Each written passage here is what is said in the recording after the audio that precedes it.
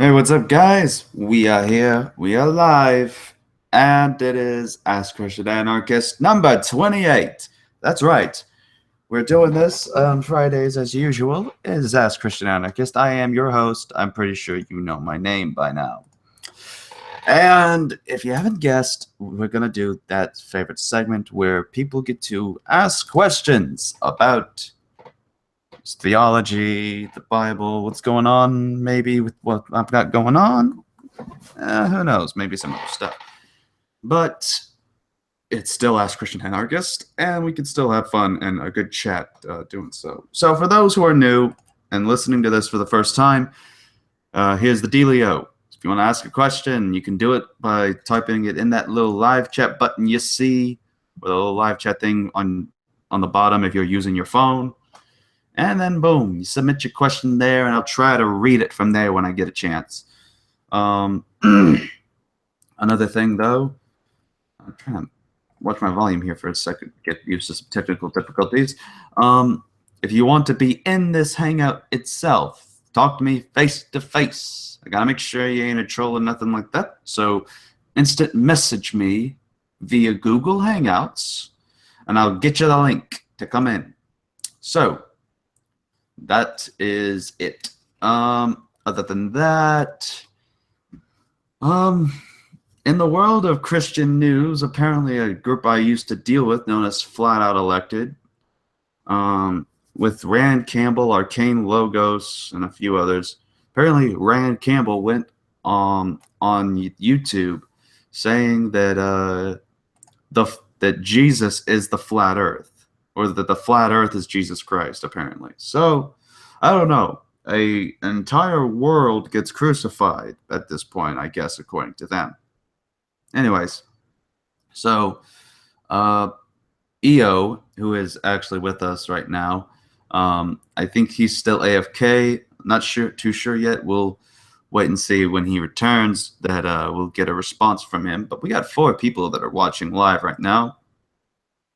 So we'll see what happens next. Right now we got a hold on. Questions from Aries 106. Apparently singing just like several of them. Jeez, you need to calm down, bro.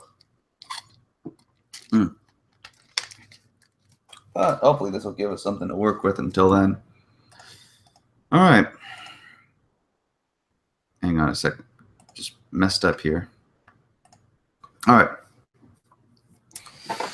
So, first question comes from Aries 106. What convinced you that Christianity is the true religion? Well, just basically examining and checking the texts and comparing them with what I observe around me. Plus, there's my testimony that I believe that I was convicted and convinced of the truth as well. For those who want to see my testimony, there was a sermon I recently gave, of which during the middle part of it, I do give out my testimony there. So, thinking I'm actually going to make a separate video where I copy that and actually show my testimony there.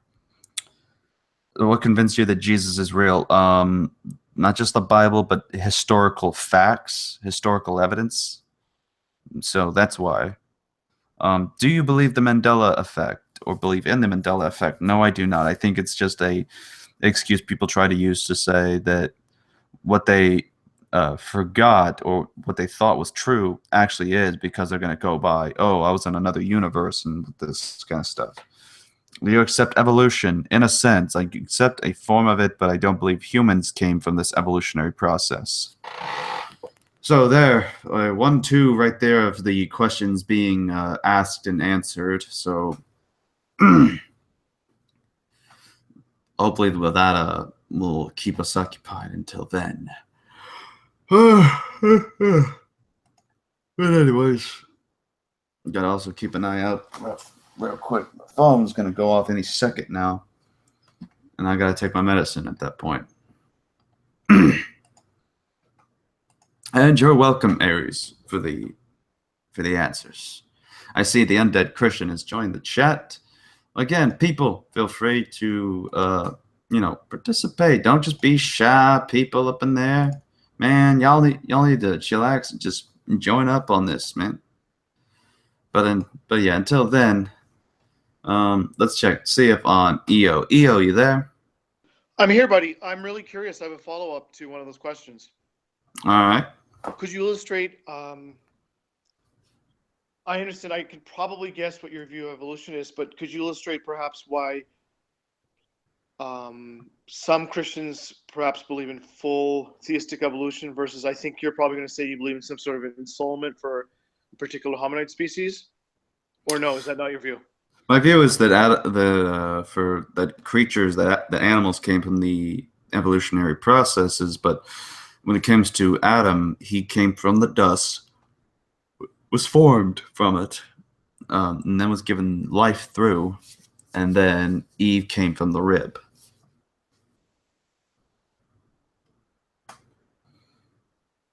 But I assume, but going to your other part of the question, you said, how can some of them come to that conclusion of the other conclusion about like humans coming from the evolutionary process and still be Christian? No, that wasn't my question. I was just going to point out, I think General Han Solo accepts full theistic evolution. Am I wrong? Yes, he does. And of course, as you know, if you look at the wiki article, there's a whole continuum spectrum of beliefs, all the way from 6-day literal all the way to theistic evolution. So it's a wide spectrum. Mm-hmm. Yeah, I know the spectrum for it is pretty big.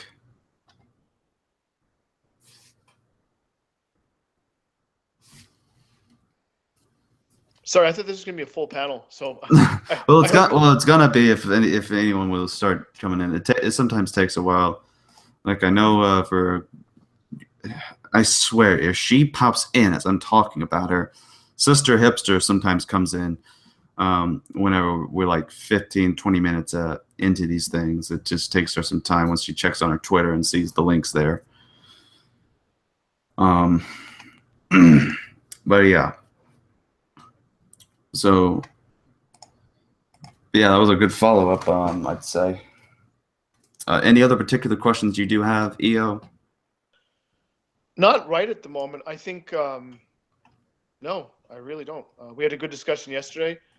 I hope it clarified a few points. That was a really long hangout. I think that hangout went for about 12 or 16 hours. I was only in it for about 3 hours. I think you were in it for about 8 hours. Is that right? I think so, yes.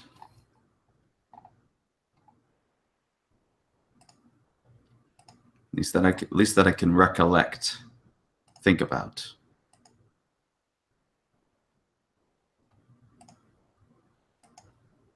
All right, but yes, so we're gonna try to move on to the next set of questions we got in the live chat.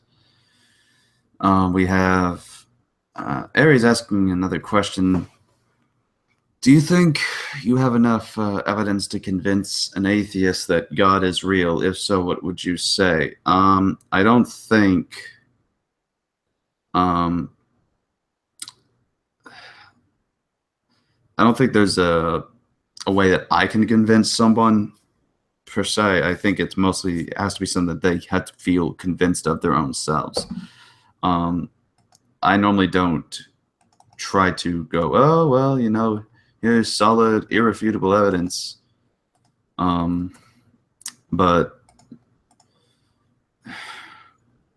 I just provide what's there, and not just the Bible, but also in other works like Josephus and other works.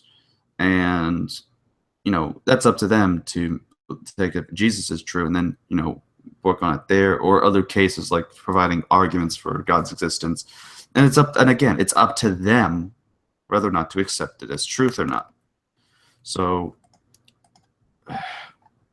I think that I have enough evidence to make a case, but I can't say I have enough to know for certainty if this will convince them or not. Okay, from the Undead Christian, we have CA, do you believe in predestination? By the way, thank you for your question, Aries. And what did I say? Sister joins us after, I mentioned her afterwards. What? What? My ears were itching. No, that's nothing. It's always good to see you here, sister. Yeah, sure. Oh man. Yeah, it's been an interesting week for me, I'll say that much. But do I believe in predestination? Why or why not? To answer your question, undead Christian, I do believe in predestination. That is because it's in the Bible. You don't have to believe in the Calvinistic form of predestination. Just know that the word predestination is in the Bible. So to say you don't believe in predestination is basically saying I don't believe in something that the Bible talks about. So what you do with that is then up to you at that point. So yeah, that's all I'm going to say on that one. One more question from Aries, and then we'll get to Sister here, since we're starting to get some members here. Also, what do you think about conspiracies, 9/11, hoaxes, GMOs, false flags, vaccines, UFOs, etc., etc.? I'm not a conspiracy theorist, so not really my cup of tea. Personally, I think some of these people are just wanting, a reason to do anarchy and such. And they just don't want any authority, of which I think ultimately can lead to atheism at that point. So, to me, like for example, I don't think that there's no chance at all for something to happen later on in the future, where some government or some group of people are going to rally up against some people. But I do believe that we shouldn't just take all these conspiracies as true just because they follow this pattern or something. I think that would be foolish of us to do. So, that being said, hang on a second. What time is it? Great. Let me get ready, because it is about to be 8:15 my time, and my alarm's going to go off, which is now. And there we go. I just took that down, and now I'm going to take my pills. So yes, there's those questions being answered. And we'll get to the next set in the live chat, because apparently we got a nice flow coming in. But until then, Sister Hipster, you've come in this hangout. How are you doing, girl? I'm doing all right. Doing all right. Doing all right? Yeah. Right on. Right on. Still liking them glasses. I can say that much about the Edward Elric glasses. Yeah. You know what's crazy is every time you come in with that picture, I almost keep thinking that it's like a female Edward Elric at this point. Oh boy. I'm like, I have to remind myself. No, wait, Ed's a guy, but he's still short.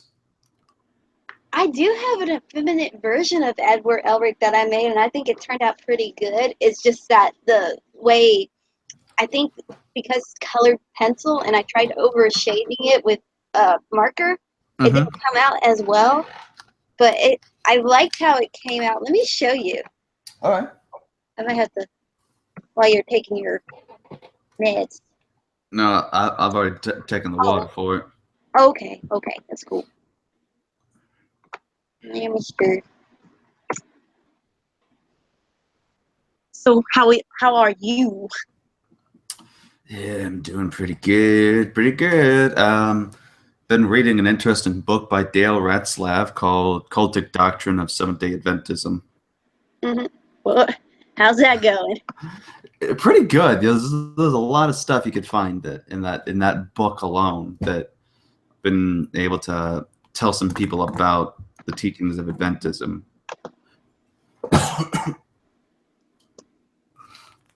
Must be working. Let's see here. Femme. Well, that is something. Yeah, I liked Holic and I liked its stylization. It just didn't turn very well in animation wise, but I did like the style manga form, excuse me. Yeah. It looks like also Ed got his wish that he was taller. I thought, it's the reversal for girls. Girls usually wish that they were shorter, and Mm. tall girls usually wish they were shorter, and then short guys wish they were taller. So it's kind of like the gender role reversal wish. Yeah, reverse psychology there, huh? Yeah. Yeah, I get where you're going there. All right. Yes, nice. So, do you have a question, Miss Hipster? Now that's just a Okay, maybe I do have one. Have you ever seen like the Hebrew people, like certain Jewish people having the little things to bind around their arm and stuff in like a little block? You know what I'm talking about? um, not yet. What do you mean? Like, so they wrap it around their arm? Yeah, it's some sort of prayer thing. Like I was gonna ask when was that started? I guess. Oh wait, hang on. Is it a black strip? Yeah. Okay. Let's see. It's called a tefillin, apparently. I think. So let's see here. My Yeah, questions are you usually saw a like, cube, huh? hmm? You said that there was a Yeah, cube it's on kind their of head. like a square. It's kind of squarish, but yeah, it's kind of cube-like it in a ways. It's one of those things I could just look up by myself, but I just thought it would be cool to Mm-hmm. ask anyway. Well, apparently, from what I'm reading, the times that it's been used is actually goes back to the biblical times in Exodus. Um, for example, it says, "It shall be a sign for you, for a sign for you upon your hand, and for a memorial between your eyes, that the law of the Lord may be in your mouth. With a strong hand did the Lord bring you out of Egypt." So Exodus 13:16, and it shall be for a sign upon your hand, and as totafat between your eyes, for with the mighty word shall bind them, and they shall be as totafat. So the key word being totafat, the Hebrew there. The ultimate origin of tefillin is uncertain. The word is not found in the Bible, which calls them totafat. The Septuagint renders totafat as something immovable. Some believe it refers to a charm, something similar to nitofot, which is a round jewel. And the Talmud kind of goes more into these things. So it's based on what I'm seeing, it does go back sort of to the biblical times with Moses. But it's saying its purpose is to serve as a reminder of God's intervention at the time of Exodus from Egypt. That's cool. Because I was looking at pictures and just something was just setting on my heart to draw a character. Mm-hmm. I'm kind of like I want to make a comic, but I just don't know how to go about doing it with this idea. Mm-hmm. I think this might come out all right. Right on. Well, hopefully that turns out, and thank you for your question, sister. You're welcome. And now to get to the buttload of questions in this live chat. My goodness, I think this is most I've ever had in the live chat ever. Then again, most of it's coming from Aries. All right, so the apostate. I was talking with my friend who is a communist. Lol. I agree. Lol. And he's claiming that you could live by Christian objective morals while being a Marxist. Opinions. People have made that claim. I've actually spoken with atheists who actually believe in objective morality. I just personally think that's kind of inconsistent because then you got to ask them about, how then to get the objective morals. So that would be really my response. Is I just think it's my opinion, anyways. Inconsistent of a view to be a communist Marxist who doesn't believe in God and still, claim to have these objective moral standards that Christians teach. So the Sirvin CA. What is your favorite church father? If I had to say something, that's a good question. If anything, I just think Clement of Rome. Honestly, just because he's the earliest I could think of. But if on some other writings, though, probably Augustine. Anyways, Aries, do you go to school? Not right at the moment, but I am thinking of going to Bible college soon. The Sirvin again. Are Seventh-day Adventists heretics? Yes. Let's see. Robert, our Lutheran friend, says more about the Tefillin, saying that they recite the Shema, which is, the Lord our God is one, Deuteronomy 6:4, and said the Tefillin with parchment of the Shema prayer is in it. Okay, so they have a parchment of the Hebrew text that has the Shema prayer in it, I guess. Okay. These some interesting ideas. Oh, yes, and why not? Because this is Ask Christian Anarchist. Aries asks, what's the best cure for hemorrhoids? I can answer this question. Go ahead. A high-fiber diet, some ice packs, a cold compress, and witch hazel extract. Never thought we'd be answering that question on this show. My goodness. Yes, and as by the way, going back to the apostates question, he even says that Karl Marx himself said that there's no such thing as absolute truth, so you can't claim to be a Marxist and still say there's objective morality, there's an absolute truth. Okay, so that's the questions for now. All right. Let's get on back into this deal with all these fine, gorgeous people. And again, you want the link? You can message me on Hangouts and I can get you in. I'm actually going to check my invites while I take a look at what Mr. Undead Christian has to say. By the way, Mr. Undead, did you get my first answer to your question?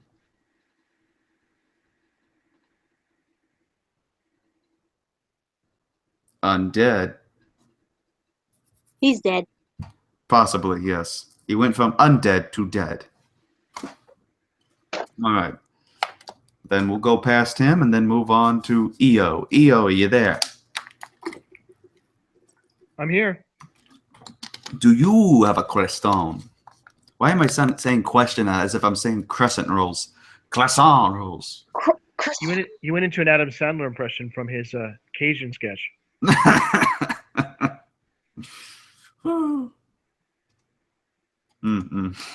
Is that Alice Cooper? Is that a friend of yours, Alice Cooper there? Yeah, there's a undead Christian, but apparently he's AFK or something at the moment because I tried getting. Okay, he's here. He's here. Hey guys, how you doing? Doing good. Thank you. Thank you very much. You're welcome. Oh my goodness, I do. Yeah, my question for you. Oh, go ahead. No, I was just saying I do remind myself of Adam Sandler when he was doing a Cajun Man from SNL.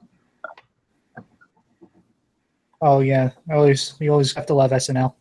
Oh yeah. So what was your question? My question for you is that do you know someone on YouTube before? I hear this from some Christians. Some Christians believe that there are ghosts, while some don't believe in ghosts but believe in demons. The only things I could think of in the Bible is that when when Saul went to a necromancer, and she had him I guess brought back from the dead. But my question for you is: do you think that ghosts exists?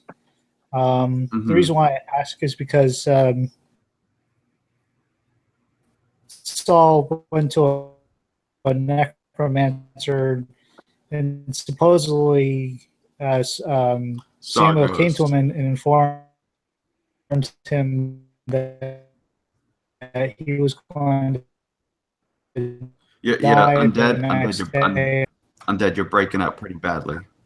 Can I just interject really quickly? I think that's where George Lucas got the name for the Ewok moon. She was the medium of Endor, if you remember. Let's see. Look up the verse. I think she was the witch of Endor. I'll have to take a look at that. But yes, I have to go to actually check on my doors real quick, make sure they're locked. So I'm gonna keep the mic open until I get back. But Can you hear me now? right now, but just in case, see if you're in a good spot. Like I said, I'm gonna get to your question, but I gotta be right back a sec. I gotta check the doors and make sure they're locked. So be right back.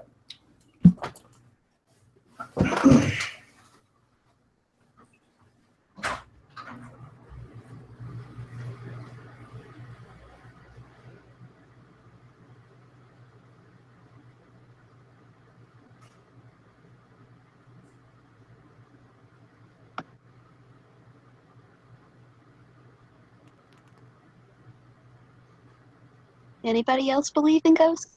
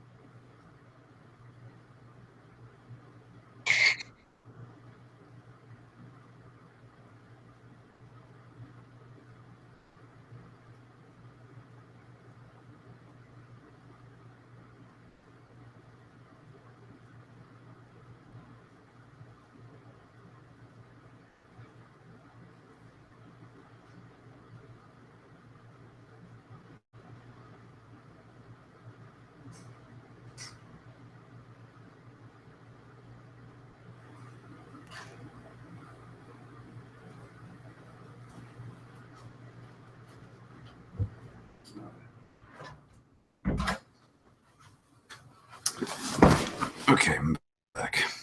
Hang on, let me just get this in. All right. And I see Mr. Cooper is on another thing, and I have to broadcast Robbie as well. All right, I'm back. Yay. Yay. Sorry, that's a small yay. Well, welcome back. Cooper, are you there?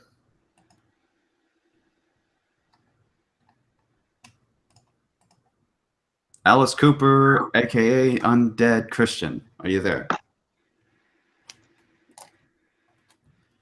Okay.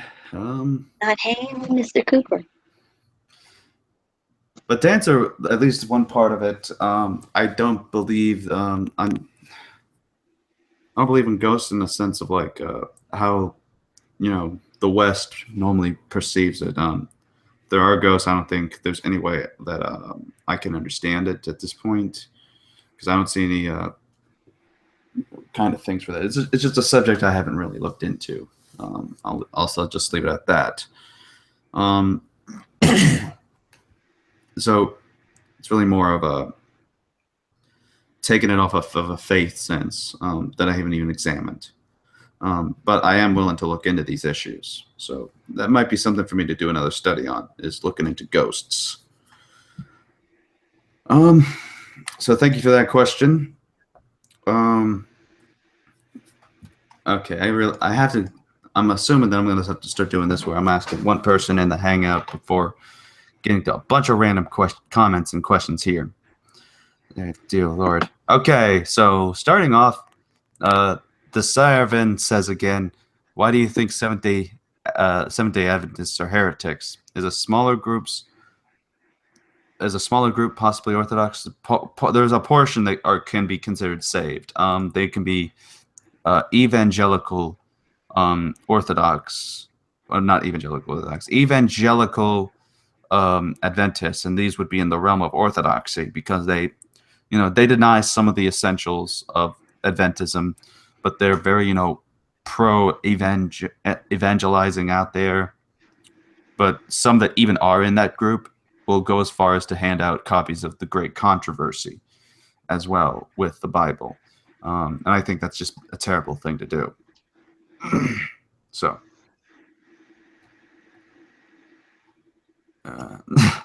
oh yes, Aries pointed out an interesting thing.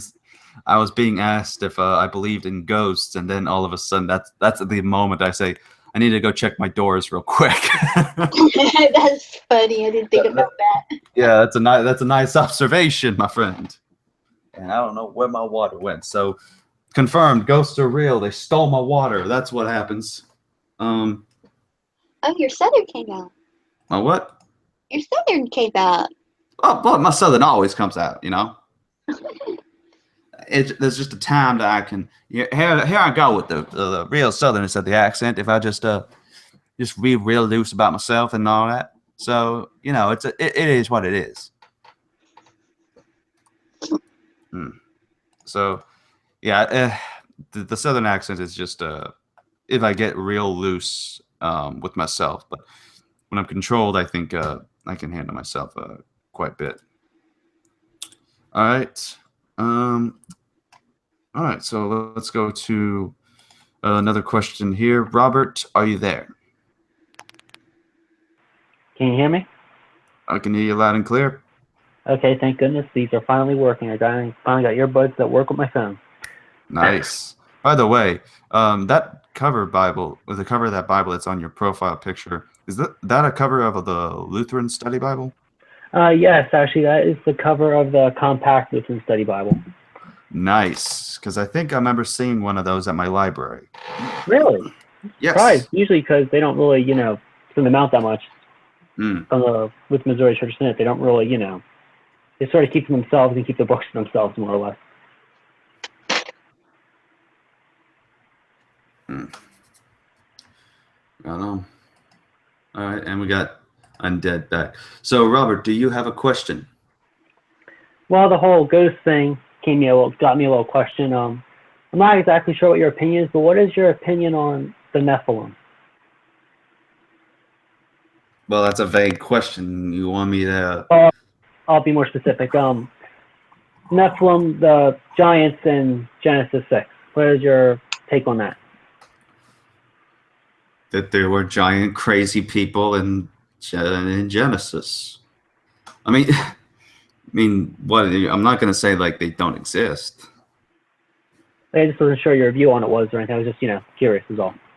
Yeah, I mean, I'm not going to go like a Ken Ham approach either and say, well, there's some kind of scientific people or something that, there's like these group of people or a certain race of people that turn out to be this tall and, but realistically, they are actually this tall just because I just think that's as it says. They were giants, and as far as height, some were said to be like 90 feet or something, or at least that's what the speculation was. Said they were able to see them like they were grasshoppers, but then of course that could be figurative to express that they were just that huge. But either way, they're still giants and they're still Nephilim. And they were that kind of people. Oh yeah, and as a general is mentioning in the chat, Goliath was 6.5 feet apparently. Interesting. All right. Of which the average height at that time was 5 feet. I'm reading your script, General. Are you happy now? I was reading about that yesterday. Hey, General.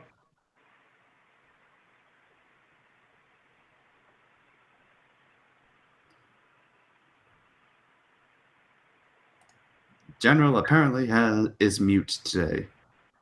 Either that or he's shy. I don't blame you because if we have a Lutheran in the room. Sorry, I have to. It's all right. But I'm a simple Lutheran. You're not going to get much from me. Like unless you specifically ask, you're not going to hear nothing from me, more or less. There you go. Oh, he has a legit peer review paper on the possible reasons of the tall height. Okay. All right, I understand that. Wait, is that the reason? No, wait, I'm confused.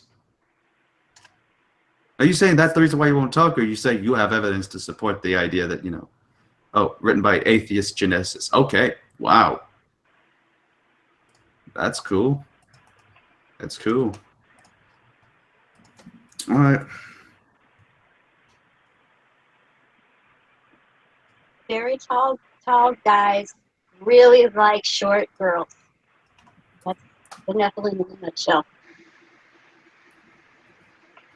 Bingo, bingo. All right. So, thank you for your question. So we can observe Nephilim, to which we're now informed General has a paper about height on that, of which he links in the chat. Dear goodness. Open and read it, boy, quoteth General Han Solo. All right. Aren't you glad I'm not short-tempered? No, we're going to be making short jokes all night. And all the short people watching this hangout became triggered. All right.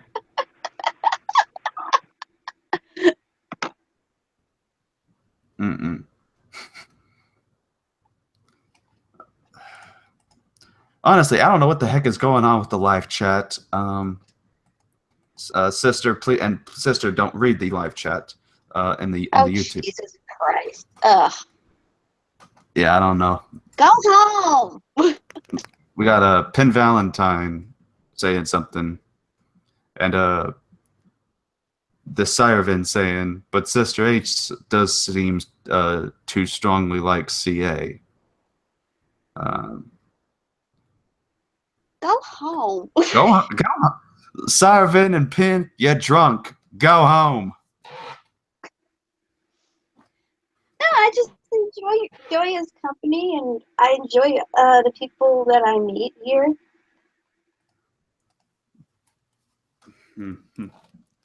Yeah,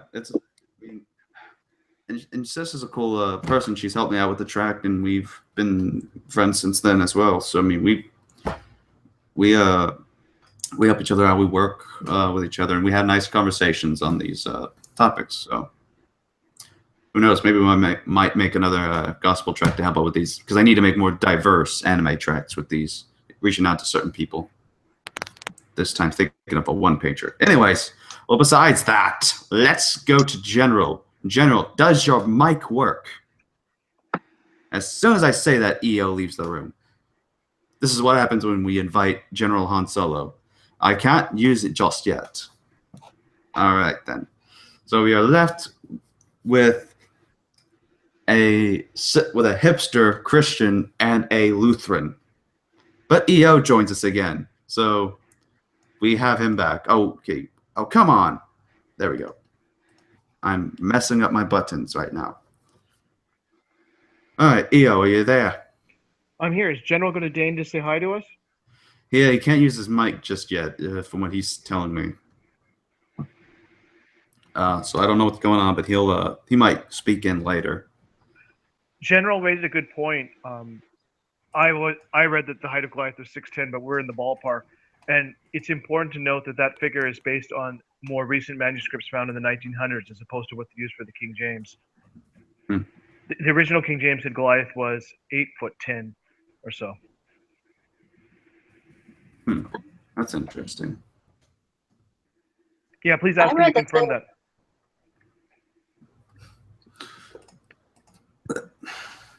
Okay, I'm gonna start ignoring the live chat if this whole trend keeps up. So EO, do you have a question for us or me? Who are you cheering for in the basketball semifinals? I don't watch basketball, so you're gonna have to count me out on that one. Are you looking forward to Game of Thrones? I don't watch Game of Thrones. Oh, you don't watch Game of Thrones, especially like through the third season. It's basically porn. I've heard about the Red Wedding. Though, if anything, I'm definitely into anime. That's one of the entertainments I watch for show-wise.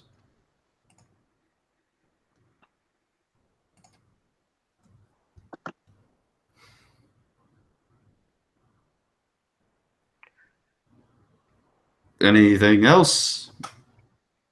Mr. EO Electric Orchestra? Actually, have any of you seen the movie Monty Python's Life of Brian? I haven't. How old is that? That's got to be like, what, in the 80s or something? 1979. Never mind. My name is a play off that movie. Honestly, Honestly, I thought I'd just get to observe. I thought it'd be a full panel and you'd be having heated debates. I thought I'd just sit in the background. It's normally like that, though. That's the thing. Like, if you've seen the past Hangouts, we normally have issues where we do that. And apparently we've got someone who might be joining us or having the link. All right.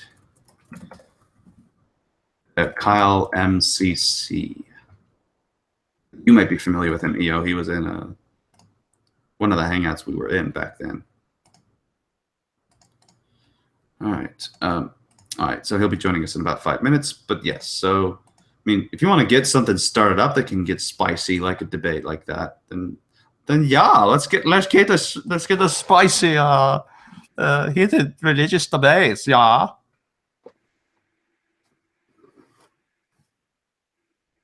Was that if the Google effects were still around, the crickets would be most appropriate, and General would have no problem with that.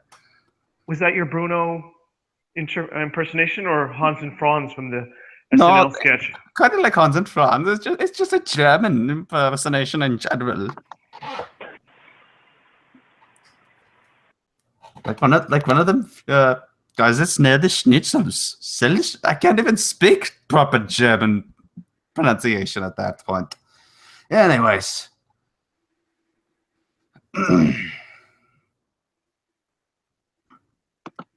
All right, so Aries is asking, I have a serious question. Christian, do you think religion and science should be reconciled together, or should religion be separately compartmentalized in the brain and based on faith?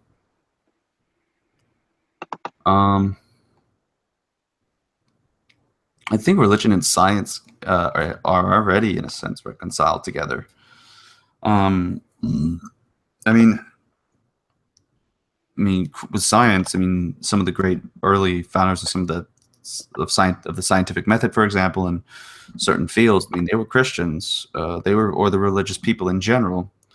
So religion does have a connection to science, but not in the sense that, you know, that you can't use science without religion, kind of thing. It's just that people were motivated to do science with their aspect of religion, to study it and examine their their faith a bit and the things there. So you had the Big Bang was invented by a Christian, I believe, and so you go on and on and on with these different scientists, Capernaum and all them, and were people who were religious, so they were people of faith.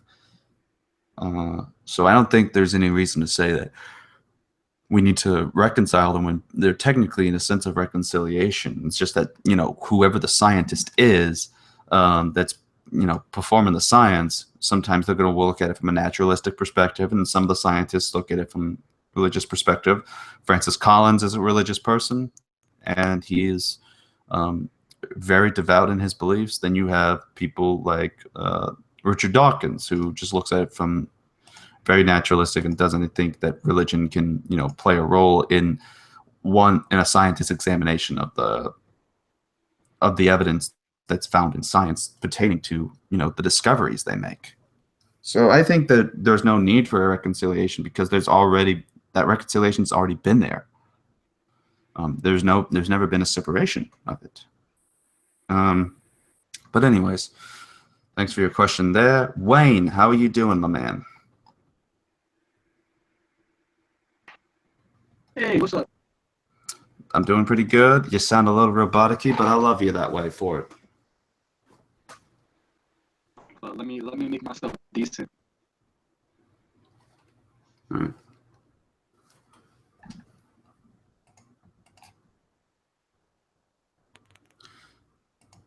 How do I sound now? You sound wonderful. Okay.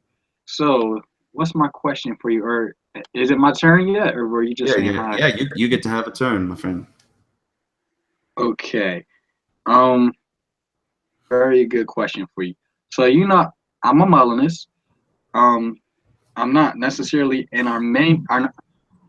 Arminian in the traditional sense, but I guess Molinists are Arminians. So my question for you is,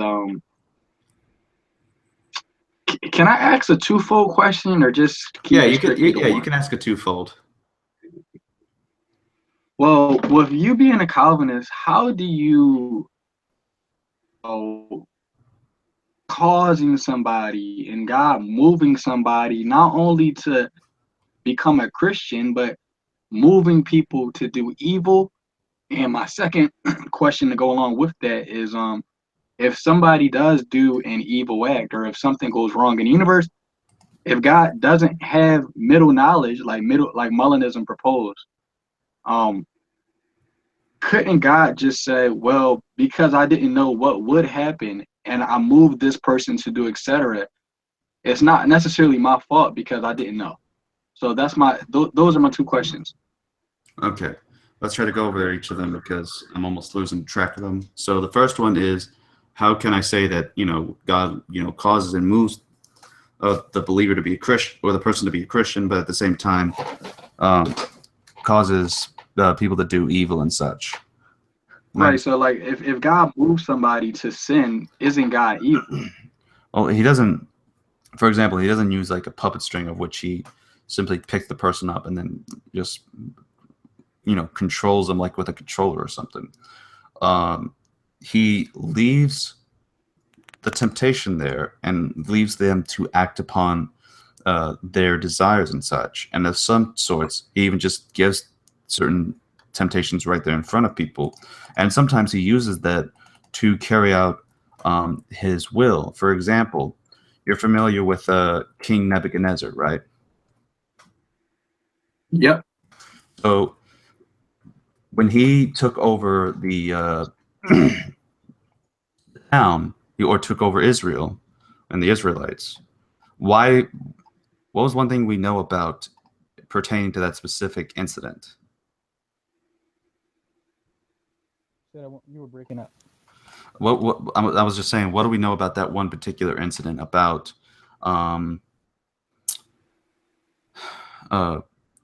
Nebuchadnezzar was sent to take over the Israelites. He went over and took over, and it was very brutal in doing so as well, if we read the story. But do you know why he was sent there? Oh no, I don't recall. Well, the people were starting to forsake God and were clinging to idols, and I forget what the name of the king of Israel at that time was, but he was the one that was leading this, and they were told to repent of these, but they ignored the warnings, of which God then says, the God of Israel, behold, I will send and take Nebuchadnezzar, the king of Babylon, my servant, and will set his throne upon these stones that I have hid, and he shall spread his royal pavilion over them. And he did this because they were turning away from God and were clinging to idols, of which they would eventually repent of. And then we see who eventually comes next after this happens. After that, so it wasn't Nebuchadnezzar, right? It was another king. Yeah, that was Nebuchadnezzar. No, I'm talking about not another king, but another prophet from God. Which prophet came while the Israelites were under Nebuchadnezzar's rule? It was Daniel, right? Daniel. Yes, Daniel. And so it was because they repented, then God sends a prophet that will eventually free them, and then they're still under the bondage for the several other kings, but it's all in fulfillment of a prophecy that's all coming part of God's plan. So God used a sinful, wicked king and nation to deliver a punishment unto his disobedient people, but at the same time also turns the favor around to use to also shed light on the darkness that was casted, in order to then bring his people who have repented out of the darkness and into the light by sending Daniel as the prophet. So they were eventually freed from afterwards.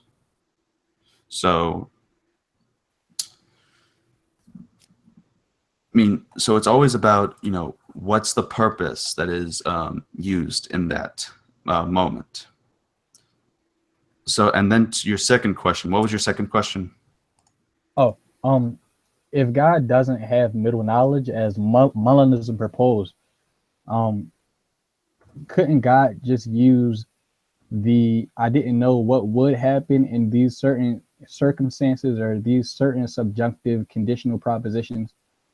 Because in a Calvinistic perspective, God knows what will happen, but he doesn't know what would happen. And so he's not really omniscient if Calvinism is true. So you're saying if Calvinism is true, then God will know Right. If what I'm saying is what would happen, or not that what the person would do, but not what could have, like different options. well, yeah, he doesn't know like the full spectrum of the realm of possibilities. If your proposition is true, but if my proposition is true, I'm saying, well, I think he would. So how would you like give an apologetic to you? In my case, he knows the possibilities, but he also knows the ratio of which they would choose that said possibility. So in other words, for example, you get, I don't know if you ever clicked on any of the voting things that's on Google, like those little polls or votes that they do. But every time you click, you see that they also show the statistics, the percentages and such. And God is able to see what the percentages is of what this person is going to make a decision on regarding something in their life, based on their nature, their desires, their inclination, the surrounding environment around them that helps play a role in that as well. All play a role in that person processing all that, and then ultimately they make that final decision and say, you know what, I'm going to choose this. And God knows that out of any of those possibilities that comes up, he knows that he will choose that one over the possibilities that are there. Well, not what he will do. Would you say God knows what that person would do? Knows what that mean when you say what he would do? I mean, what do you mean by that? Right, so I know what you will do, not because when we say will, what we mean is most likely, but there's a difference between most likely and certainly. Like, you certainly will wake up tomorrow, but there's a possibility where you could not wake up tomorrow.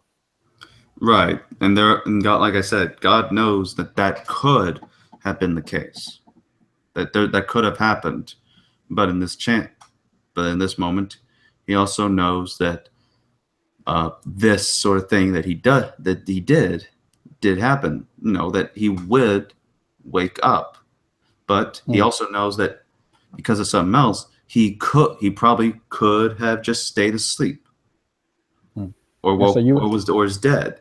But he knew that out of what happens and the factors that go into consideration, he knows that only one option was going to come through, and he happened to know exactly what the option was. So you accept middle knowledge? Not really. To me, that's just like classic Calvinism at that point. Cool. So I guess you're like a Calvinist Molinist.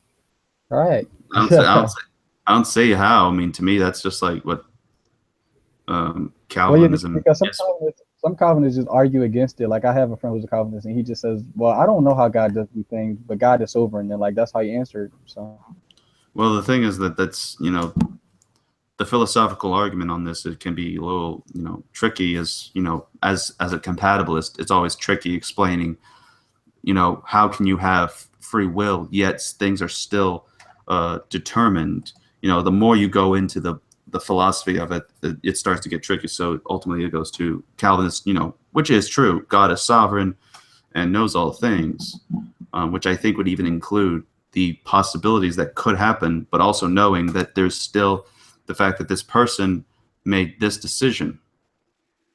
And that's what was going to happen regardless. Out of the possibilities that could have happened, it was without a shadow of a doubt, this was going to be what was going to happen. So it's kind of like that. I like how you answered that. It was spoken very eloquently. And that ends my time. Thank you. No problem.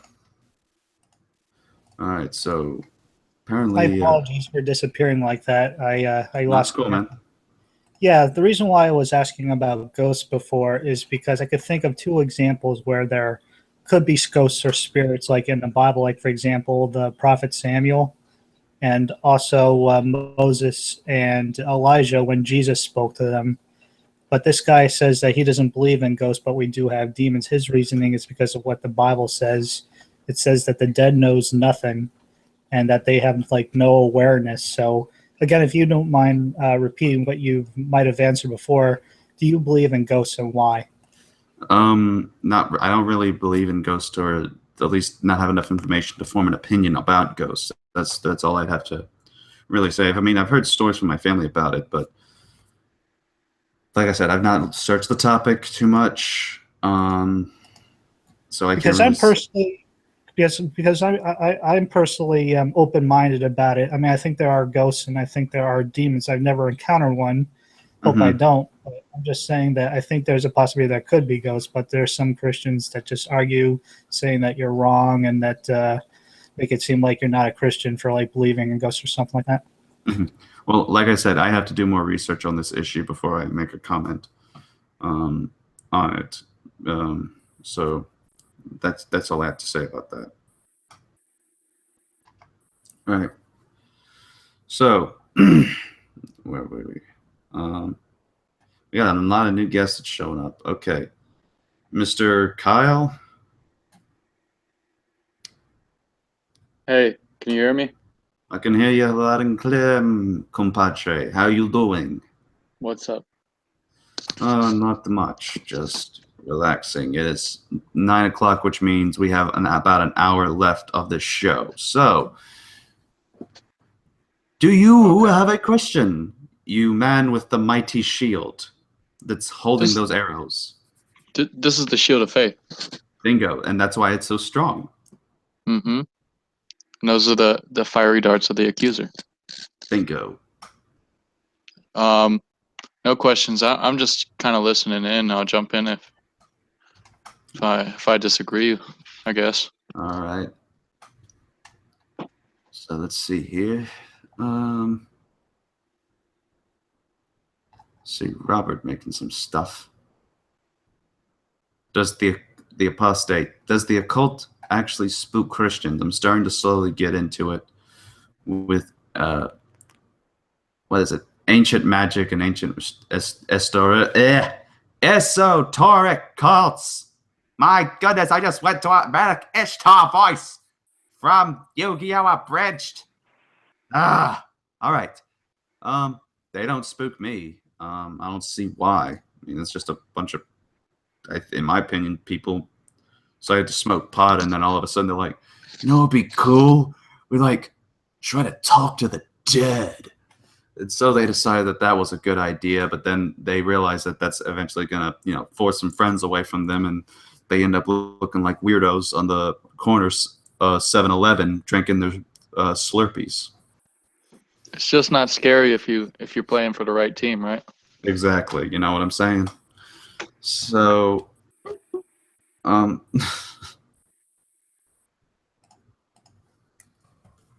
okay, so we got one guy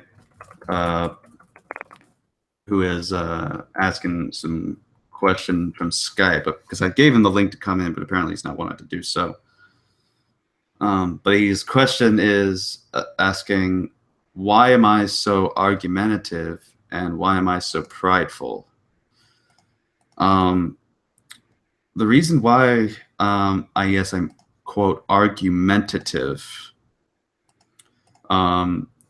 is that if someone is spouting something that I think is heretical, I think it would be something that people should do to, rather in private or in the public, to address these certain issues. If somebody doesn't like it, then that just shows, to me it's a question that the Jehovah's Witnesses and the Mormons and the Seventh-day Adventists and the Muslims and them would ask. It's like, why so argumentative? It's we both worship the same God, but the problem is that the Bible calls you to defend the faith, that's going to sometimes require you argue about these issues, because you can't just simply say that,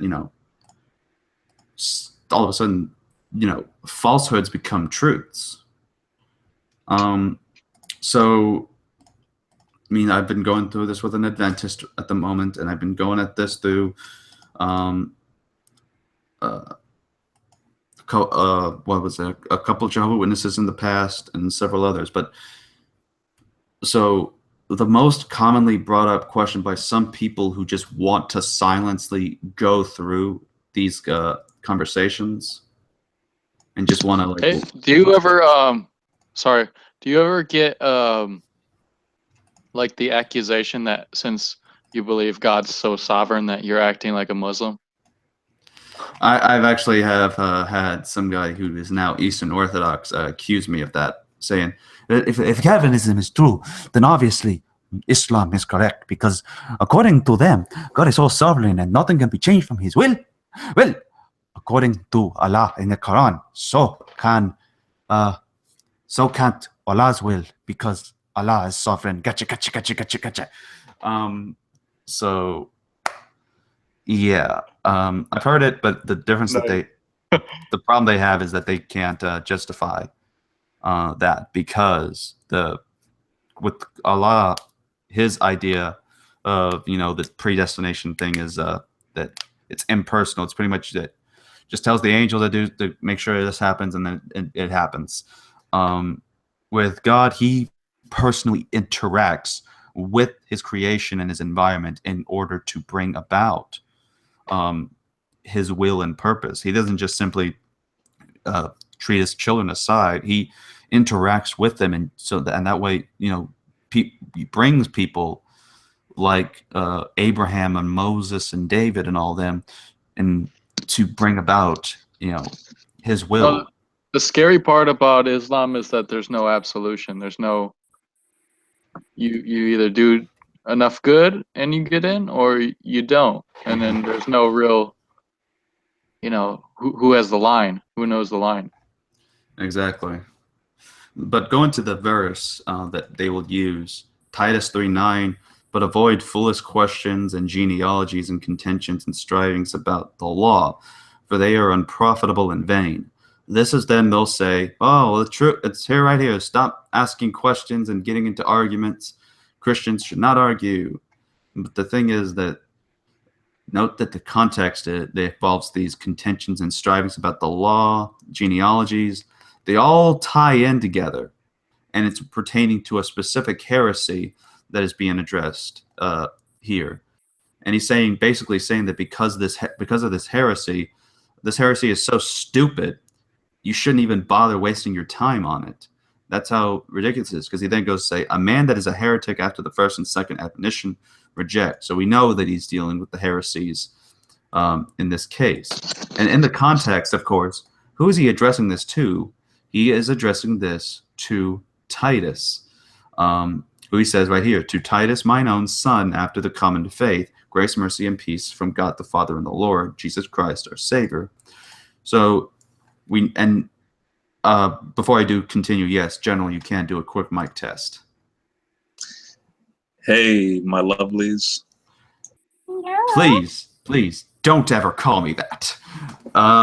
Yes, I'm going to be that guy. Especially Christian Anarchist. No, not especially me. I reject any form of affection you may have for me, rather it be neutral or whatever you're thinking of in your own mind. He's reading you in Christian love. Sister, there are people suggesting that we need to be shipped. I am not going to let General join this. I'm not letting General join this. Oh, you can definitely come to me. No. Anyways, going to the holy word of God. That will ease my mind at the moment. So yes, Titus was a bishop of a church, and that's what he's saying that a bishop, meaning as in today, like a pastor, those people should not be involved in these issues.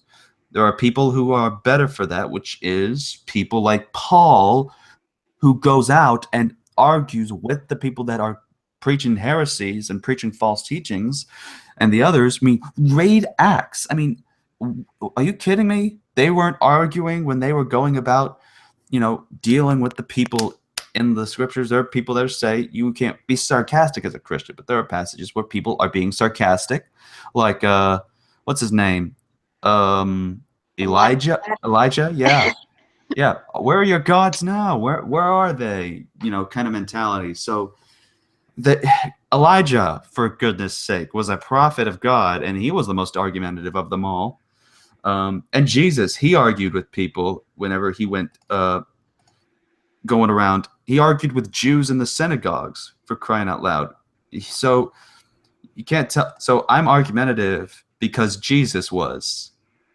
So there's your question being answered. And why am I so prideful?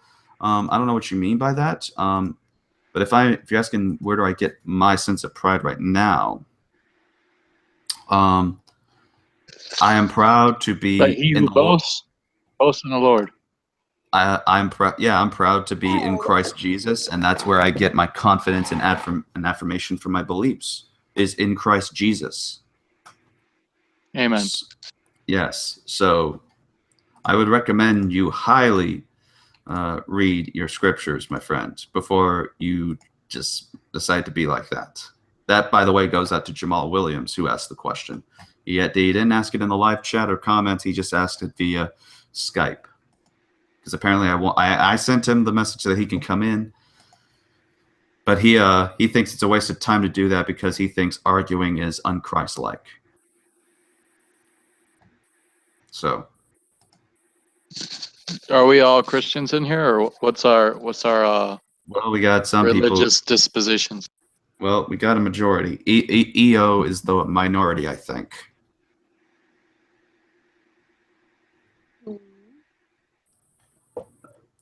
So we may gang up on him in a few minutes.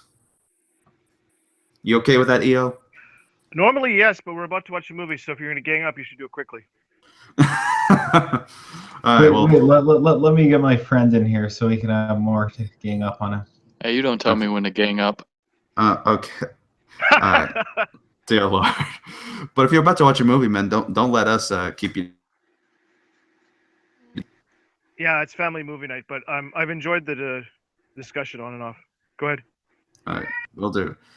All right, so Cameron, do you have a question? Yes, I have multiple. Is it all right if I add my friend for one? Yeah, you can add him. Yes, Yeah, and you. secondly, I think you said that your favorite scriptural commentary is John Gill's, but is that true? And if so, what would be your second favorite? I have him. Well, I would say Matthew Henry would be my second favorite. Okay. That was a pretty short question. I know, right? I mean, but I have more than one commentary. Just commentaries, depending on which one you get, have specific meanings and purposes of which to go about the content of these things. So when I had done my video on the sanctuary doctrine by the SDAs, I ended up using a commentary that actually commented on First Maccabees, and the person who commented was a Jewish rabbi and Dead Sea Scrolls expert. So I figured out, boom, that would have helped out pretty well. All right, I'm gonna take off. Peace, brothers, sisters. Peace, Cal. All right, you have a good night. I'm gonna go too. Thank you, Christian. No problem, man. And who are you, Mr. Hyper Dog or Doge? I'm Vincent and Cameron's friend. You're an Adventist? No. What? That's what I heard. That's what I thought I heard at first. Forgive me. He said he's Vincent's and Cameron's friend. Oh, yeah, definitely not an Adventist. So welcome. As apparently, yes, Vincent seems to know you quite well. It's like, wow, this is just my impersonation of Vincent. Whoa, Hyper Doge. It has been a while. You're crazy, but I don't want to blow anybody's eardrums off. So what's the topic at hand? Well, you got to ask this fine gentleman questions. You get to anyways. If you don't want to, or if you don't have anything at the moment, you can go pass. Of which then we just go to Sister Hipster and then torture her with the thinking. Just theology, you know, that sort of thing. Yeah.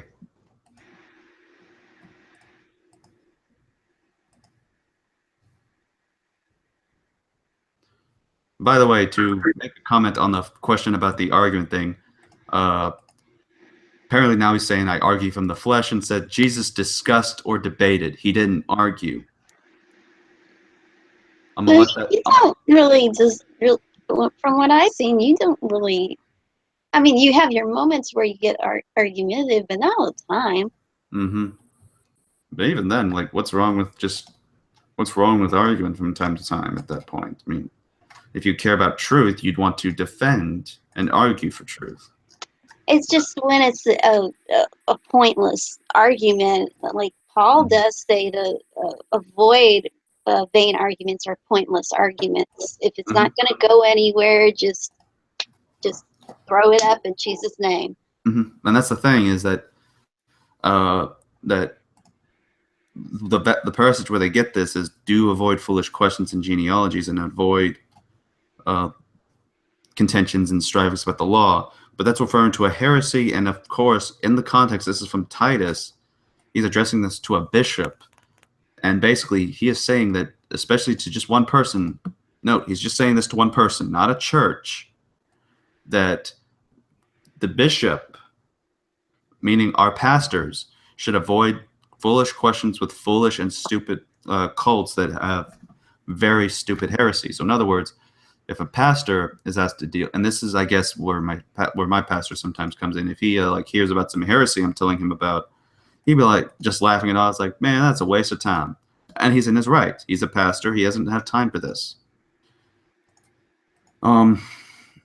So yeah, that would be is that Christians are able to argue if they're arguing for truth, but if you're going to then say use these texts to make that point, you're going to have to take the text out of its context, and that just leaves you with con after that. So,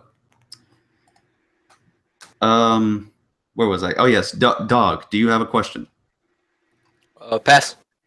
Pass. Then we're torturing Sister. Then, Sister, do you have a question?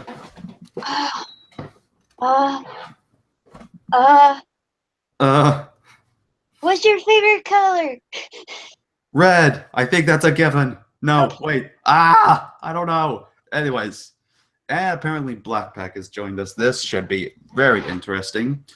Blackpack, what's your question? Question. I just heard that you were having a hangout. What's the topic? Not much. Who's Brandon? I've seen him before.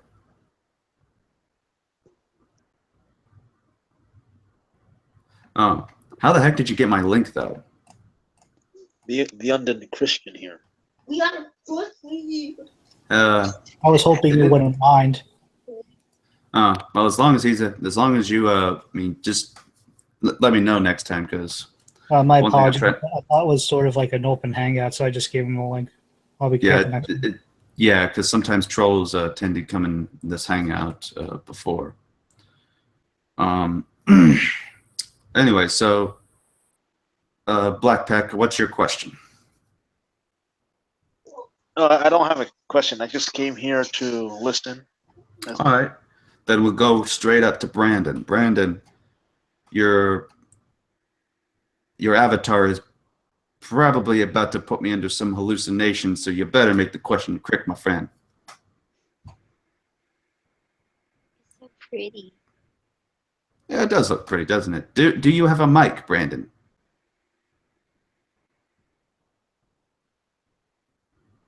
The hangout is Ask Christian Anarchist. Undead, you should have explained this before sending that invite out. No particular topic, just any question you have, you could feel free to ask.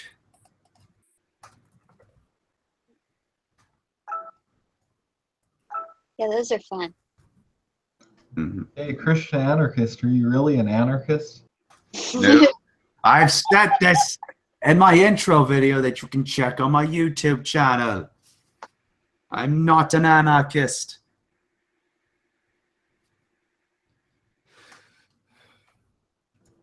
But apparently, Undead Christian is undead. So, yes, the zombie apocalypse is coming. Grab your pitchforks, load your shotguns, and make sure you get your chainsaws, because those are useful too. And be sure to check out Romans chapter 6, verse 11. Exactly. Yeah, which Brandon actually did ask a question on this. So, what's your view on intelligent design? In a sense, I would consider myself somewhat intelligent design, but I take more of the view of Michael Behe in that sense, just because based on that, Behe is kind of like, a theistic evolutionist in that sense. But I still believe that, Adam and Eve was created from the dust, or well, at least Adam from dust, Eve from the rib. But yeah, I mean, at least the modern proponent proposed by a majority of them, like Stephen Meyer and such, I just don't agree with some of that stuff. But, they're doing their thing, and, I'm going to let them handle that. But personally, I just disagree with it.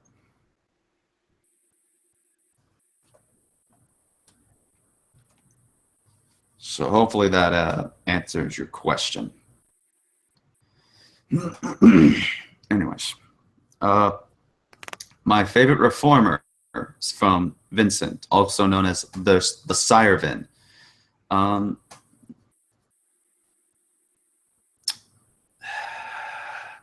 Great.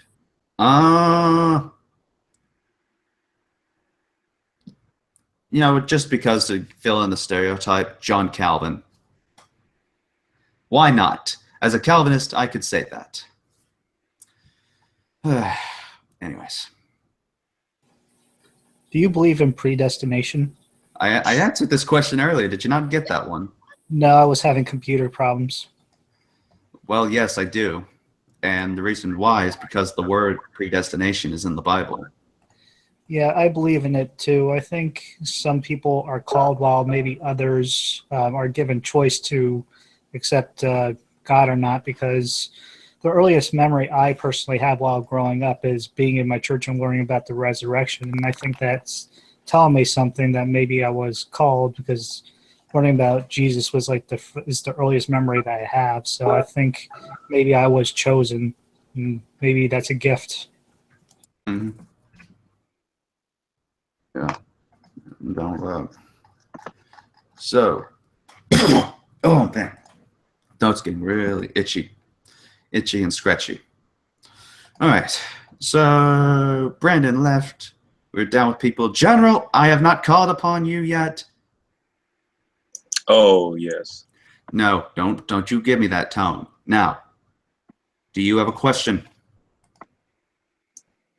Not at all, really. I'm just hanging out.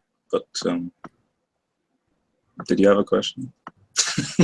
Do you have a question? This is supposed to be SCA at this point. Yeah, I know. But that's my question to you. Do I have a question? But there you go. I see what you did there. Okay. No, I don't have a question. So therefore, you have technically filled your part. So but that's a good response. You've answered it, so you can move to the next person. Yes, I did. All right.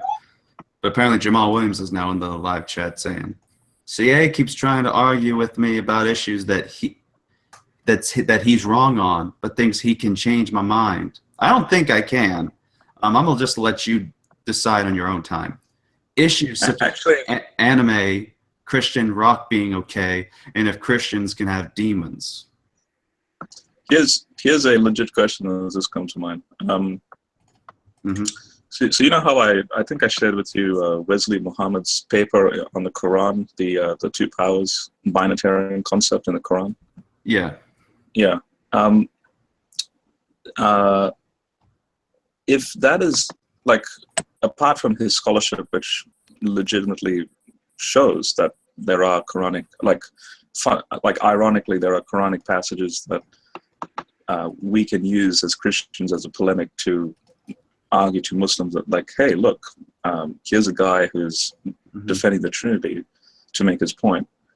Now, if for the sake of argument, theoretically, if the Quran has now been completely misunderstood but has legitimate Trinitarian theology, how would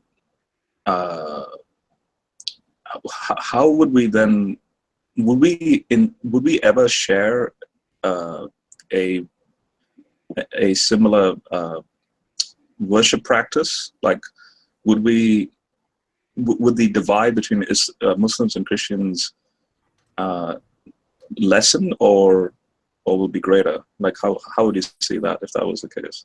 If they found, like, some sort of Trinitarian concept in the Quran. Yeah, like so say Wesley Muhammad's work is like revolutionary, and it really, basically they have like a reformation that let's go back to the ancient roots of Islamic worship of Allah, and that Allah is legitimately understood to be like the two powers idea, a step closer to being side by side with a Muslim in worship of God, or would there still be an ultimate divide, and that divide being the sacrificial atonement of Christ on the cross, which obviously they don't hold to? I think that would be it. That's ultimately going to be that division between it, because if they accept the Trinity, they ultimately still say that God cannot be killed, and therefore you can't say that Jesus, who is God, then can be crucified. They'll still go with the whole thing of, well, it was made to appear as if he was crucified, and then it still will leave a big gap, including the point where Christians are still needing to convert to Islam. At that point, there's no middle ground. You either join, or you either pay the tax, or you get killed. Yeah. So there's going to be plenty of divisions at that point. Interesting. The reason why I ask is because I was on Pal Talk the other night, and I had a Muslim for the first time. It was really refreshing. Actually, we had a very fruitful dialogue. Like, I was sharing him excerpts from the dissertation, then he was responding back to me saying, yeah, I actually agree with what he's saying, and I do believe in the separate veil, the hijab that Allah has. And I'm saying, as a Christian, I'm saying that as Jesus. And then there's this back and forth where he's seeing where I'm coming from, and then I'm seeing where he's coming from. And it was really enjoyable. Like, for the first time, I could actually enjoy a Christian-Muslim interfaith dialogue. But then that's where it popped into my mind, going, well, even if they hold, like, say 99% close to ancient Christian monotheism, the fact is the divide is still the Jesus and the cross. That still divides us. So I was just wondering what your thoughts would be on that. Yeah. I mean, like I said, I think the divide's still going to be there and such. Yeah, no, I agree with you. Yeah. I was just wanted to share that as well. All right. Well, thank you. I appreciate that. Well, Dog, do you have a question? Are you really an anarchist? Dang it, Lex! Cameron! I knew this. I don't know if this is a connect or not, but guys, he's not an anarchist. He's a Christian anarchist. Oh my goodness. Yes, let's go with that. I am a Christian anarchist. He's not a rapper. He's a Christian rapper. He's a sinner. Which, according, I am a sinner saved by grace. Oh, wish I had you're just a sinner. You're gonna go to hell. I'm just kidding. Oh my goodness. Yeah. Yeah. Is anarchist like antinomian? I'm not an antinomian. I mean, the title's there just because, you know, Christians and atheists have had problems with certain views I held to, of which Calvinism is involved, of which, you know, that atheists and Christians just don't seem to, you know, personally stand me at times where I've caused this social anarchy. They're like saying heretic or a bigot or, you know, oh, you're so hateful, you're so intolerant.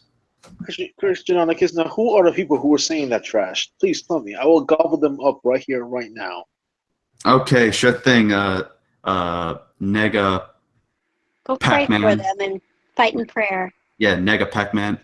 We have the flat out elected group.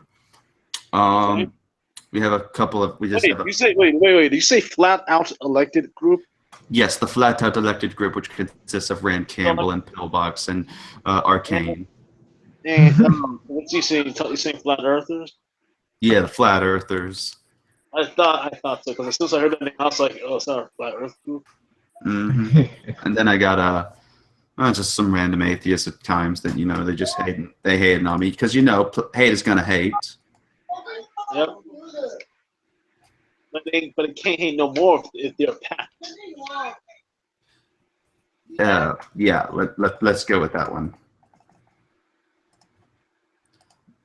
Trying to get this one guy in here. I sent him I added him in here anyways, but apparently I don't know what the ruckus is about. Hopefully he makes it. I have one, Christian Anarchist.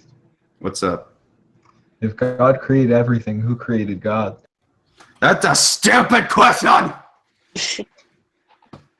If God is eternal and therefore cannot have a beginning, therefore is not created. Does that answer your question? He's always been around. Exactly.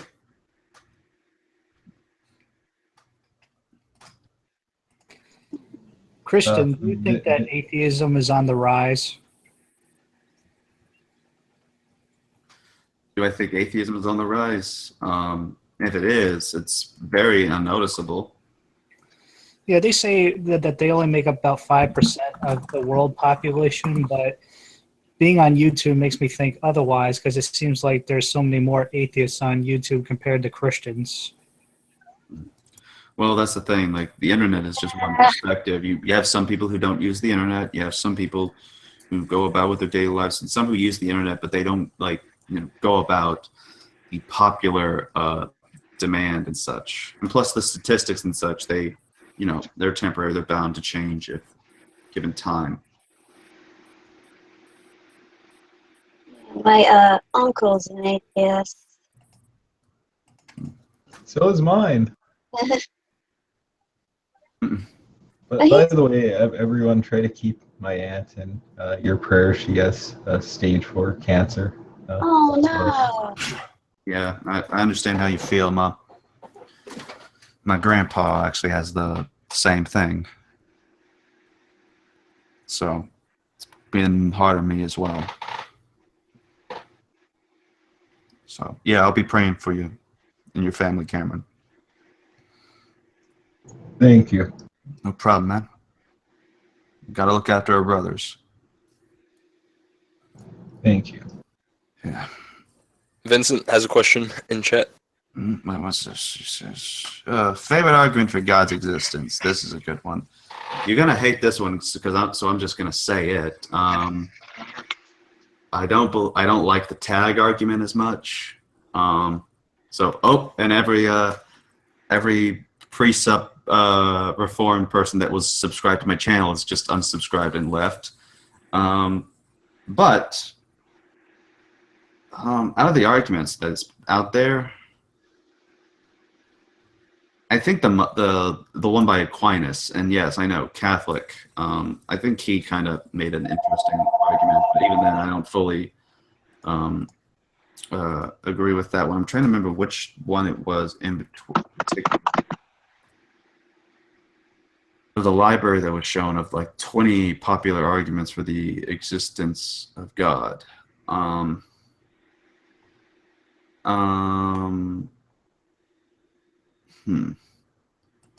Okay, there's two of them.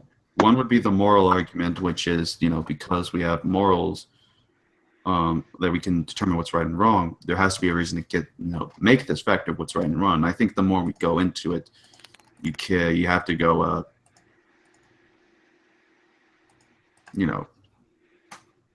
great, I just lost myself for a second. You go into it more and you think, the objective morals come from a standard, and that standard being God. But I think another one that's interesting, it's not really an argument for God, but it can lead there too, is the evolutionary argument against naturalism from Alvin Plantinga.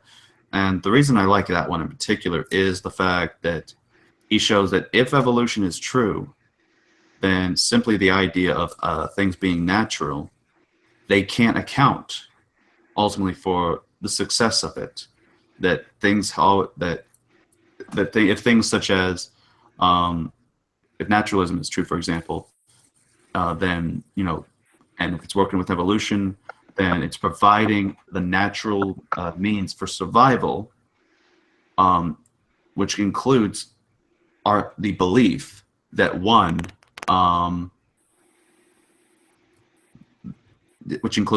that these things came about naturally. So it ultimately goes into a self-defeating circle at that point. So it shows that naturalism cannot account for evolutionary processes, and therefore, if you're going to say you're an evolutionist, you'd be more consistent in saying you believe in a God at that point. So, and in fact, that was actually the funniest thing I'd seen in William Lane Craig's debate with Christopher Hitchens, is that he said while he had scientific problems, he didn't have any theological problems with evolution as a Christian. And he said, in regards to the numbers of the mutations or something, he said that evolution would, if it did happen, it would literally be a miracle and therefore evidence for the existence of God, of which you see Hitchens giving off a very sour face after that.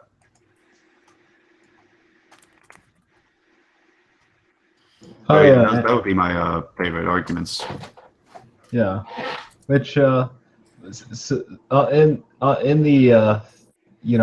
on the chat on the channel, not on the live chat, basically, someone asked a question.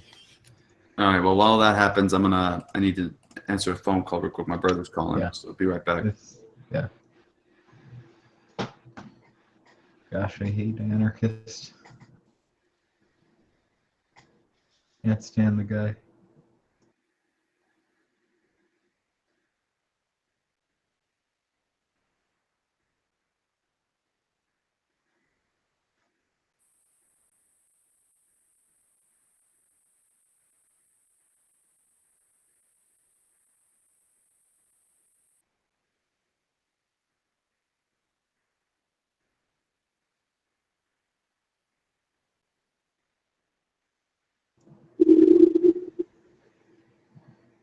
Vincent,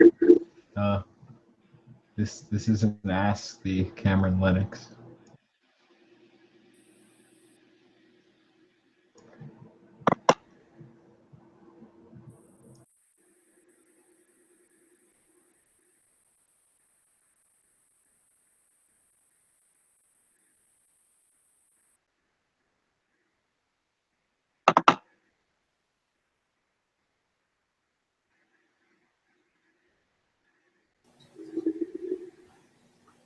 I just wanted to say, in case anybody's interested, I do have my own YouTube channel. If anybody wants to subscribe, I put up videos.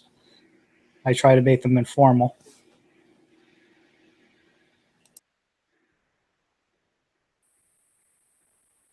Nice. Yeah, if Sanctify the Lord's been saying that, then that's the source. I mean, believe it if you wish.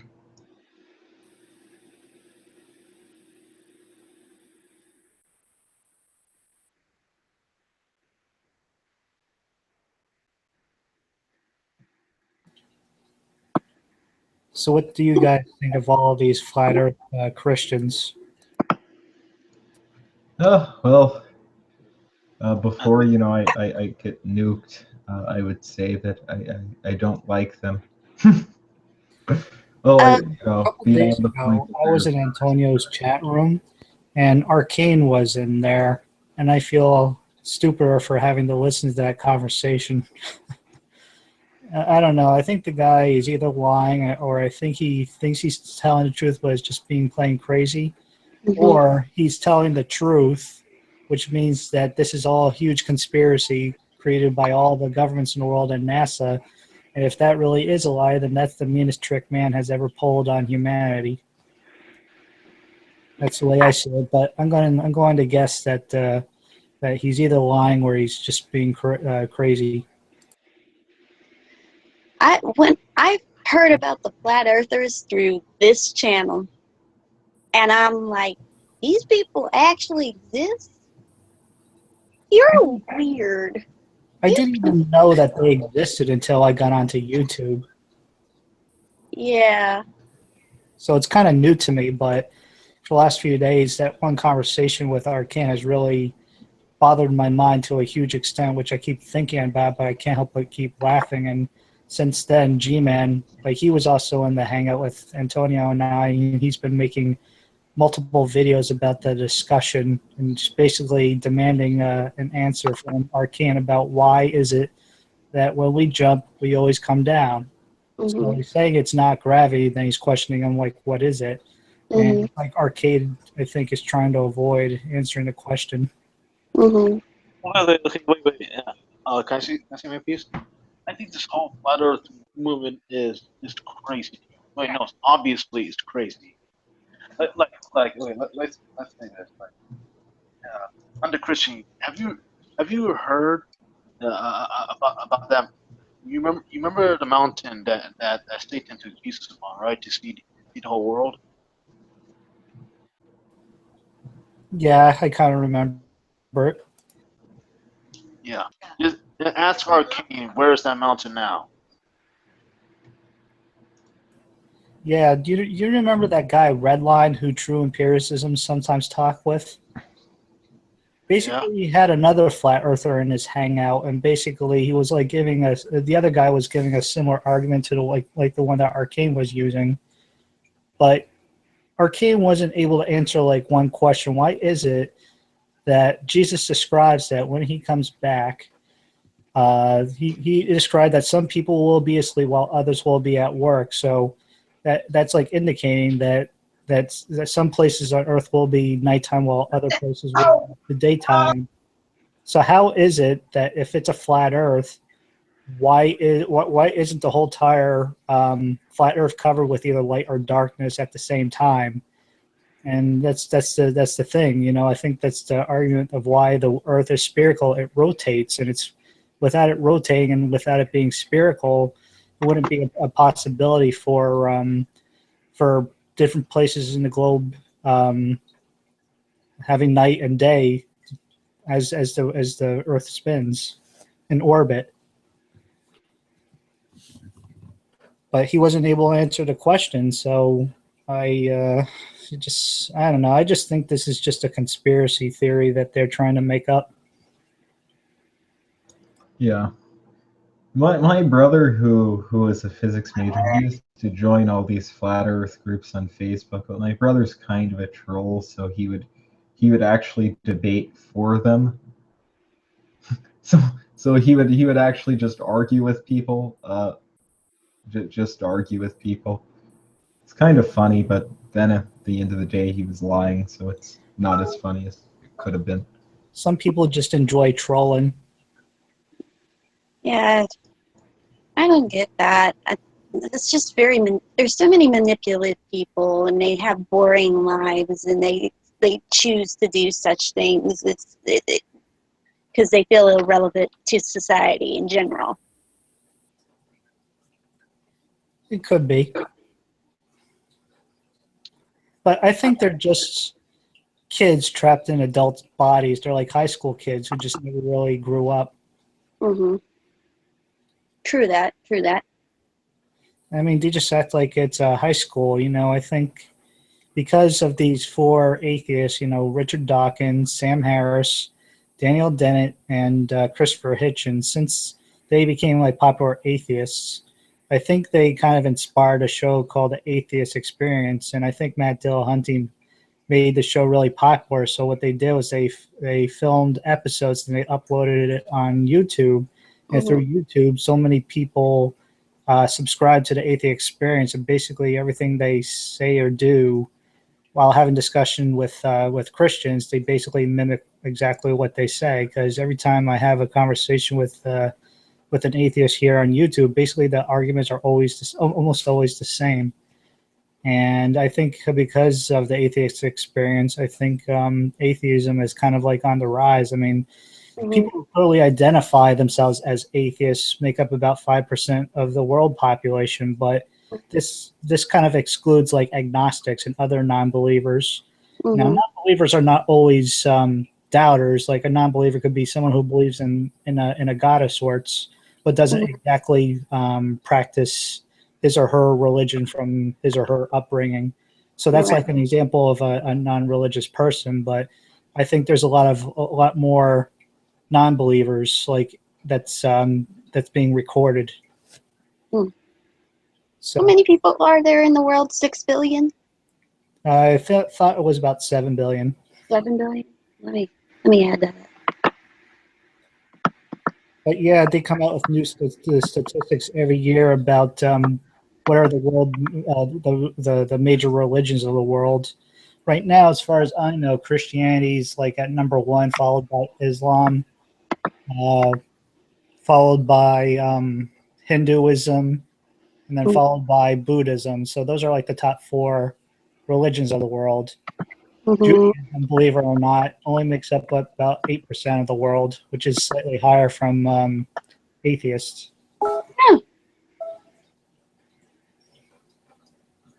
So yeah, I come across Jews all the time in my town, but yet they're actually a minority in the world. I think they are scattered across the globe, but in small numbers. But they also have their own enclaves.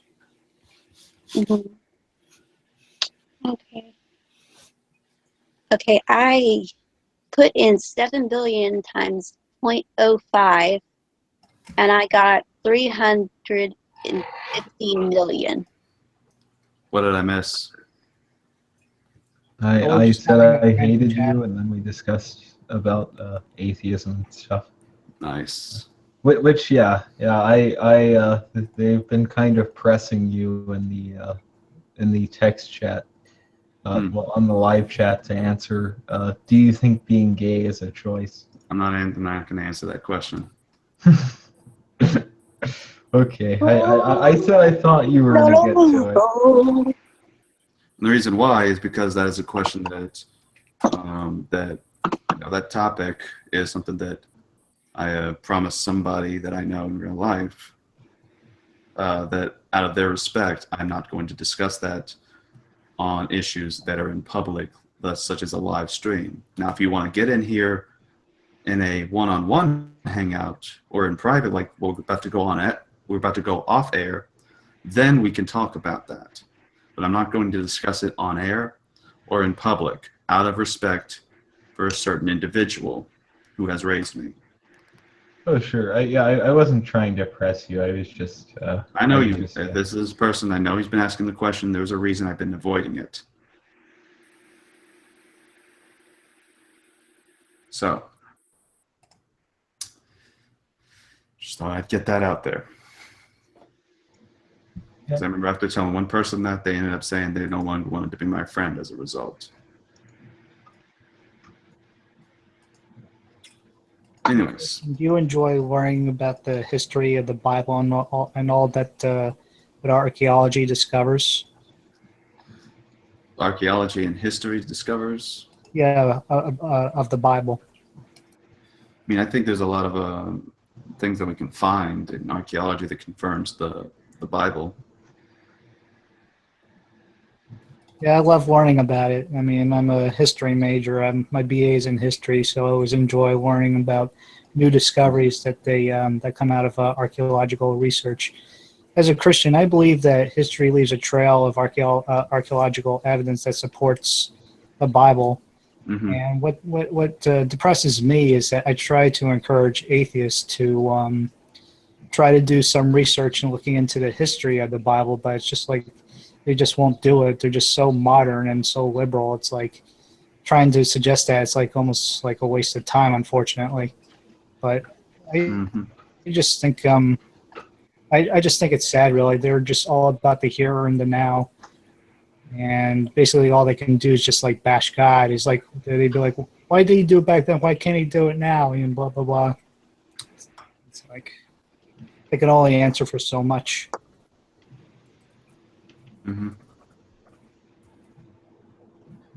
Yeah. All right, so we're about to need to wrap up pretty soon. So, but of course, we're going to still continue an off-air portion. So let's see. Hang on, this might be interesting.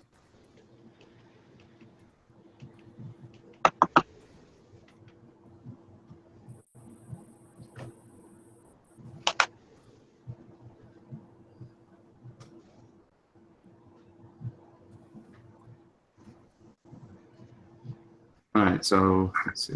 All right, so stop clock acknowledges that. Okay, so yes, just look. Wasn't trying to do it to offend you or anything, man. It's just that that's a topic that I try to avoid because of some individual. But I will discuss it in private if you message me about it. That's it. But I won't take it into a debate or a public format. We can argue about it in private, but no formal moderated debates and none of that.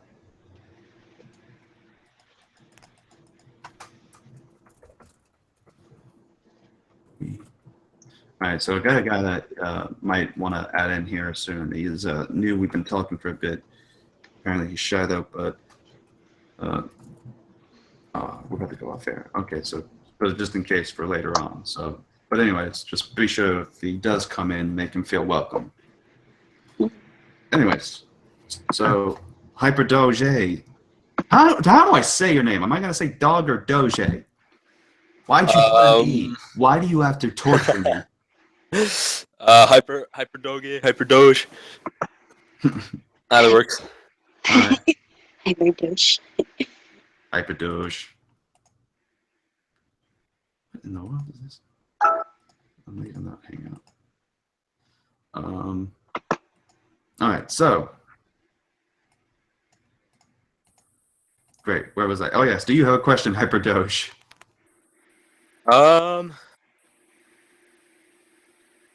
Nope. Sister, do you have a question? No. What is it? You haven't been called upon much. Vincent, do you have a question? Oh, yes. Oh, no. Oh, no. Oh, yeah. And I think I may have just blown out everyone's eardrums. Anyways. Ultraman Randy Savage here. Oh, yeah, this is the Macho Man, Randy Savage here. Let me tell you something. Let me tell you something right now. Gotta step into that Calvinism, just like stepping into a Slim Jim. Oh, yeah. All right. Recent readings. I've been reading Dale Retzlaff's, what is it called? What is it? The Cultic Doctrine of Seventh-day Adventism, which is a pretty good read, and I'd recommend to anyone. It only deals with one doctrine, which is the sanctuary doctrine, but it gets very detailed into it. And doesn't just say, well, this is my opinion. He goes to SDA theologians, deep into the writings of Ellen G. White and SDA historians. So he uses their sources and uses it against them. So, just thought I'd just make that point. Anyways. So that's what I've been reading as of lately. And of course, my Reformation Heritage Study Bible. Oh, I love my Reformation Heritage Study Bible. Good Reformed study notes. Which I found out, for those who want to see some good old-fashioned, at least in my opinion, Reformed theology in the Bible, just read Proverbs 16. the first and last verse just screams absolute sovereignty of God at that point. Oh, and verse 4, which let's go to that. What does it say? Proverbs 16:4. The Lord has made all things for himself, even the wicked for the day of evil. Yep, I'm familiar with that one now. Then there's another one that came about. Oh yeah, the one about the kings. Proverbs 21, verse 1. The king's heart is in the hand of the Lord as the rivers of water. He turneth it wherever he will. Yeah, so I'd also say Proverbs 21 as well. Anyways.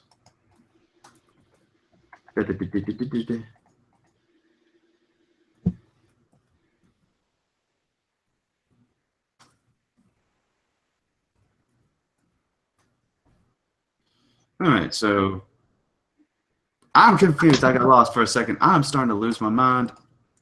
Anyways, let's see. Cameron, you got a question. Got lots of questions. What question do you have for me? Just name one for now.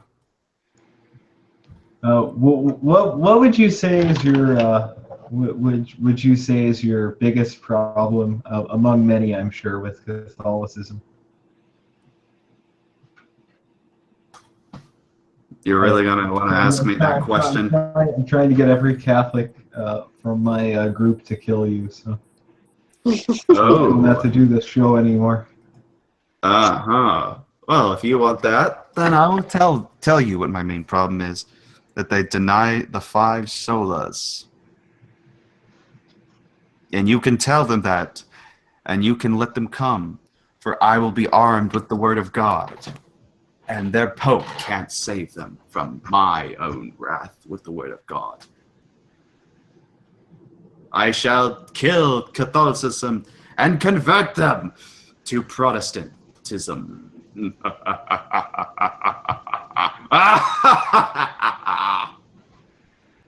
Yes.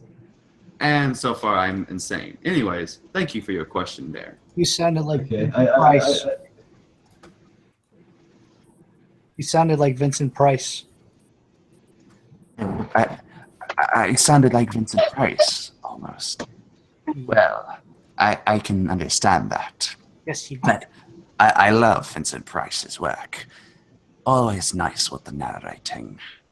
In fact, I've been told I have a good narrating voice. Welcome to my nightmare, Vincent Price. No, you're not Alice Cooper. You're just a wannabe. I can pretend to be.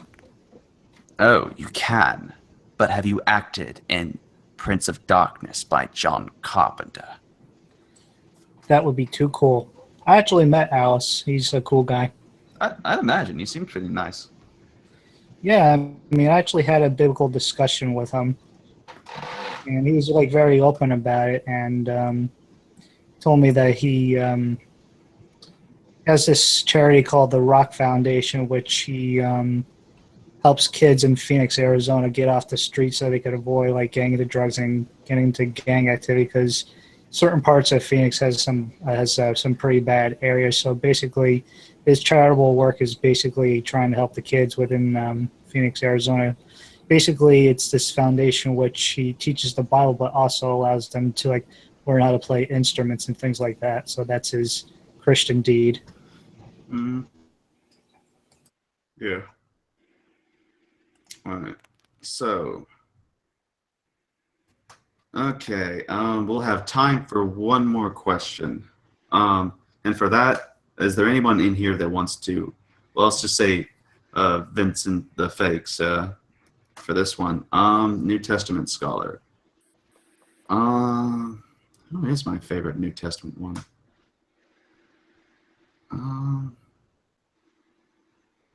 don't know. I forget the names of some of them. Let me look up a few names here, because I'm familiar with Old Testament scholars. I'm more interested in what some of the Old Testament people are. But so I'm not too familiar with anyone who's done a study or a survey on New Testament theology. I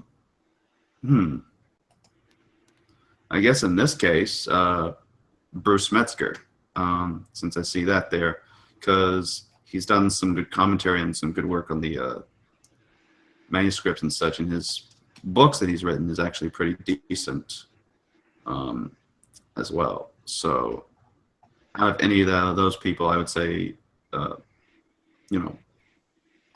Bruce Metzger.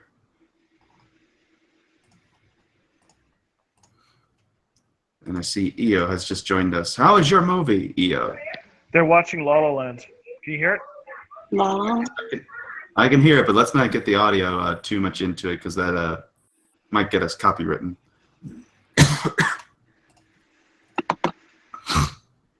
Do you have it monetized? No, but still, I wanted to be safe just in case. You never know with YouTube. So we're about to go off air. So one more person, and you get to whoever I don't know, says something first or raises their hand, I guess, they get to ask the question. So fire it away, and I'll answer the last question.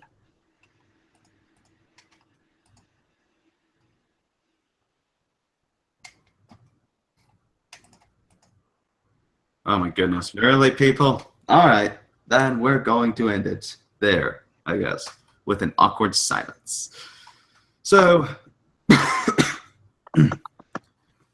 so this has been the Christian Anarchist, and nice chat we've had. We're still going to continue the party on the off-air portion, yeah.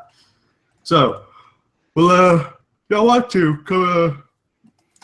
come join us if you want. So, but until then, this has been the Christian Anarchist. Shalom Aleichem. Peace be upon you, because I wish that upon you. Have a good day.